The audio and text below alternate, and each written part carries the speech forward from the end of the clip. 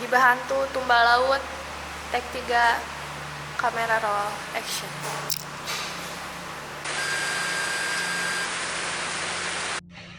Hai, this is Gibah Hantu. So, hari ini kita bakal ceritain kisah dari salah satu teman kita yang ada di Bandung. Jadi, ceritanya dia ini dijadiin tumbal sama ayah sendiri. So, kita dari langsung ceritanya. Jadi cerita ini bermula dari keluarganya yang berhidup yang di bawah kecukupan gitu guys. Jadi di bawah berkecukupan gitu kayak memang di bawah rata-rata menengah bawah ya kan. Jadi penulis ini waktu itu umurnya masih terhitung masih bulan apa baru lahir ya. Oh iya. Terus jadi sedikit cerita tentang backstory orang ini. Jadi dia lahir tuh di hari Jumat, dini hari ya. Contoh orang dulu kan kalau di hari Jumat kayak Ada apa mistis gitu. Terus dilahirkannya itu di rumah sakit sekitar jam 1 sampai jam 4 pagi gitu. Jadi di sana cuma didampingi sama kakek neneknya, sama kakak dari mama itu sama kakak sih orangnya itu. Nah itu masih bangku SD, jadi ya ada bocil di rumah sakit itu. Awal sih emang gak ada gangguan sama proses menuju kelahiran. Terus ya emang kebilang lancar lah, kalau bilang lancar ngedampingi si ibu itu. Terus secara refleks neneknya kita lihat ke arah jendela.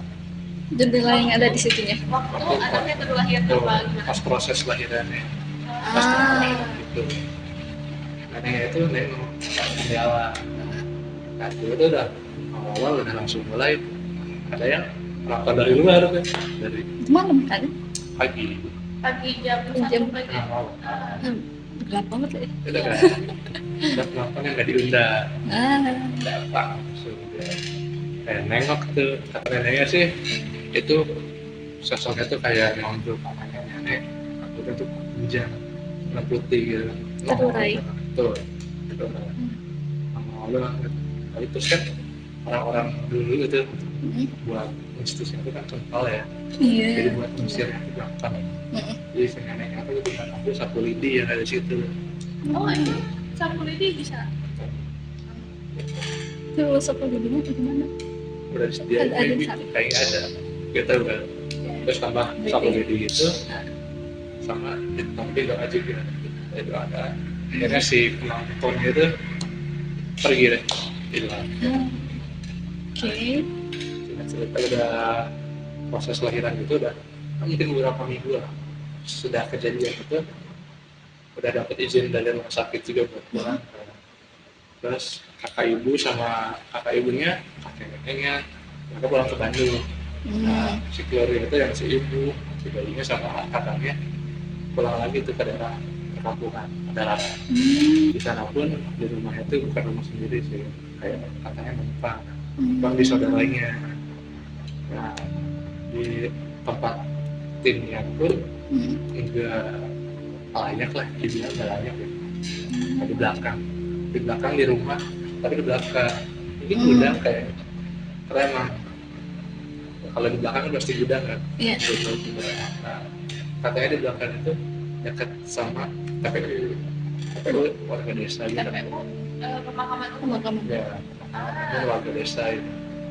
Jadi emang keadaan ada bayi baru lahir dekat makam gitu kan Dekat banget.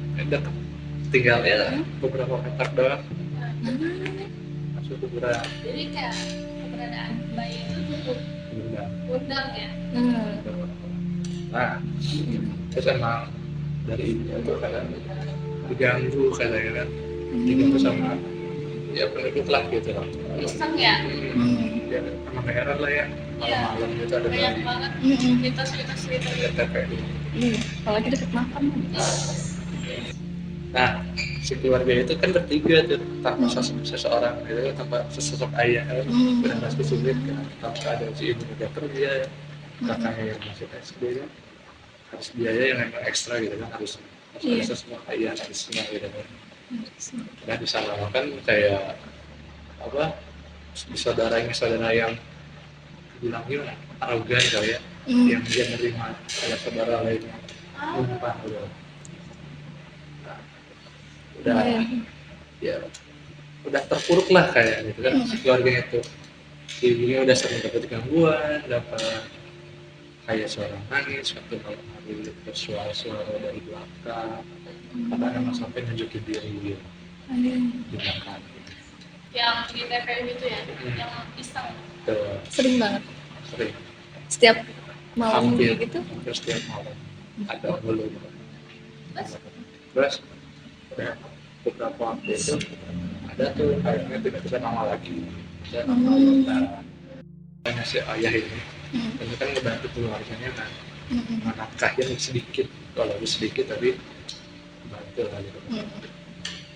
Beberapa nggak tiap hari ayah itu datang beberapa hari dalam satu minggu itu emang ke rumah, tapi nggak dalam nggak ada anak monis gitu kan. jadi selama itu ayahnya baru balik lagi Setelah kelahiran lama, setelah setelah si bayinya si Setelah si bayinya. anaknya tumbuh, ayahnya baru balik lagi. itu kita itu kayak mungkin positif thinking emang kamu anaknya gitu Iya. soalnya ya, ya kali dia di tempat sama ayahnya datang itu si ibu juga dapat lamaran kayak diterima itu lah di pabrik di security di pabrik di Bandung.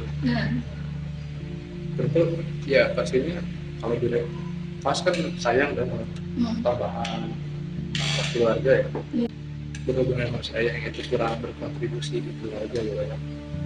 Akhirnya mau gak mau si ibu itu terima itu kerjaan bolak-balik Bandung pada orang yang pelosok pada orang itu berangkat subuh pulang malam kan habis.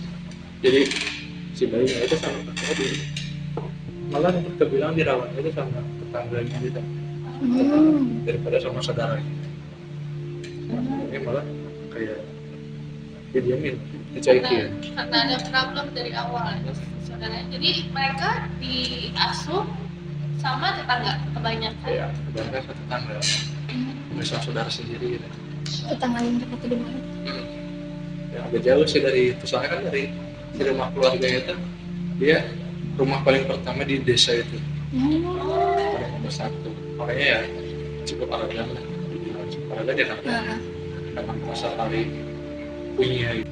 Iya. Terus emang udah beberapa waktu kan ibunya tuh udah cukup berani lah gitu ya, ada modal gitu, ada modal buat ngajak si anak-anaknya pindah ke Bandung biar mereka sama kakek neneknya. Kakek neneknya kan di Bandung, jadi biar lebih terawat juga. Tapi waktu itu ada sayangnya, itu ngobrol itu ada saya. Nah, sayangnya itu kayak gak setuju. Mereka dibawa kayak gitu.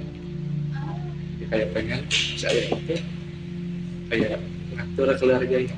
Memang sih abang saran aja gitu, tapi dengan kontribusi yang kurang rasa Gimana ya kalau misalnya tiba-tiba datang dan ngatur ya.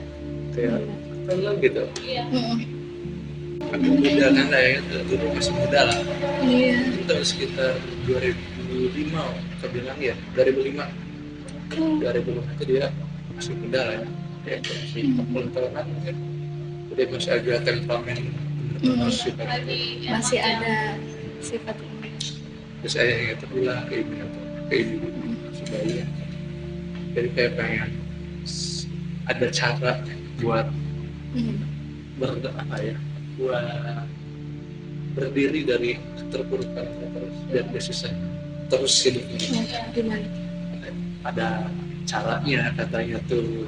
Kalau ada pengorbanan gitu ya. Kan nggak cukup. Katanya mau yang tadinya maksa itu tadinya mau dibawa anak-anaknya tuh Anaknya dibawa tuh. dia dikembali ke laut langsung kayak dirawat gitu katanya.